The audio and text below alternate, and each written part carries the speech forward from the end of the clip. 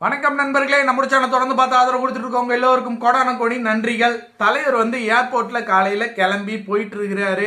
அங்க பாத்தீங்கன்னா மைக்கை நீட்டி கச்சா முச்சான்னு நிறைய கேள்விகள்லாம் கேட்டாங்க. அதுல பாத்தீங்கன்னா திருவண்ணாமலையில பூகம்பம் வந்துருச்சு, நிலநடுக்கம் வந்துருச்சு, அதுல 7 பேர் இறந்துட்டாங்களாமா அப்படின்னா தலைவர் என்ன நினைச்சுக்கிட்டாரு அப்படின்னா, இப்போ ஏதாவது கரண்ட்ல அவர் கிளம்பி வந்ததுக்கு அப்புறமோ இல்லை அவர் நைட்டு ஃபாலோ பண்ணியிருக்க மாட்டாரு, கண்டிப்பாக காலையில் ஏதாவது ஆயிருக்குமோ அப்படிங்கிறது.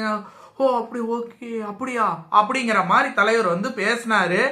இதை என்ன சொல்றாங்கன்னா, நாட்டு நடப்பே தெரியாத ஒரு தலைவராக இருக்காரு அப்படின்னு சொல்லிட்டு. அதாவது விஷயம் என்னன்னா, இந்த விஷயம் நடந்து கிட்டத்தட்ட 1 வீக் மேல ஆகுது. 1 வீக் 10 டேஸ் பக்கம் ஆகுது. 1 வீக் 10 டேஸ் ஆன விஷயத்த இப்போ கேட்கலாமா?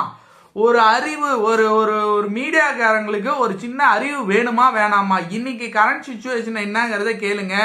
அது நியாயமான விஷயம். 1 வீக் முன்னாடி நடந்த ஒரு ஒரு மக்கள் பாதிக்கப்பட்ட ஒரு விஷயத்த திருவண்ணாமலையில பூகம்பம் வந்தது பாத்தீங்கன்னா தலைவர் கண்டிப்பா தெரிஞ்சிருக்கும். அவர் என்ன நினைச்சுக்கிட்டாரு அப்படின்னா, இப்ப ஏதாவது கரண்ட் டைம்ல ஏதாவது ஒரு விஷயம் நடந்திருக்கும் போல இருக்கு, அதை பத்தி கேள்வி கேட்கறாங்க போல இருக்கு. ஓ அப்படியா அப்படிங்கிற மாதிரி அவர் ரியாக்ட் கொடுத்தாரோ இல்லையா, அவருக்கு அந்த விஷயம்லாம் தெரியாமலாம் இல்லை, எல்லாமே தெரிஞ்சுதான் இருந்திருக்கு. இவங்க கேள்வியை 1 வீக் முன்னாடி நடந்த நிகழ்வை இப்போ கேள்வி கேட்டிருக்காங்க.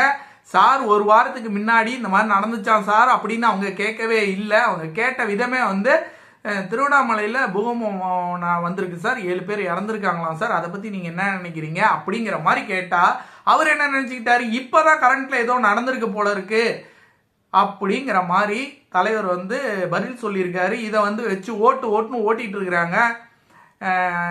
மீடியாக்கள்லாம் பார்த்தீங்கன்னா ஆன்லைனில் ஓட்டுன்னு ஓட்டிட்டு இருக்காங்க. நல்லா ஒரு விஷயத்த புரிஞ்சுக்கங்க, நீங்களாம் என்ன பேசினாலும் சரி, தலைவருடைய மதிப்பும் மரியாதையும் கூடிட்டே தான் இருக்க முடியும், குறையவே குறையாது. உங்களோட ஓட்டுக்கெல்லாம் வேற எங்கேயாவது போய் வச்சுக்கோங்க, இங்கே வேலைக்கே ஆகாது. தலைவர் என்னைக்குமே நிரந்தரம் தான், என்னைக்குமே சூப்பர் ஸ்டார் தான்.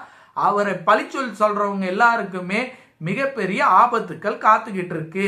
இது காலம் பதில் சொல்லும் அப்படின்னு சொல்லிட்டு இந்த வீடியோ முடிச்சுக்கிறேன். நம்மளோட சேனலை சப்ஸ்கிரைப் பண்ணாத நண்பர்கள் சப்ஸ்கிரைப் பண்ணுங்க. அப்பதான் நம்ம சேனல்ல போடக்கூடிய அனைத்து வீடியோக்களும் தவறாமல் பார்க்க முடியும். மற்றும் சூப்பரான அப்டேட்ல சந்திப்போம். நன்றி, வணக்கம்.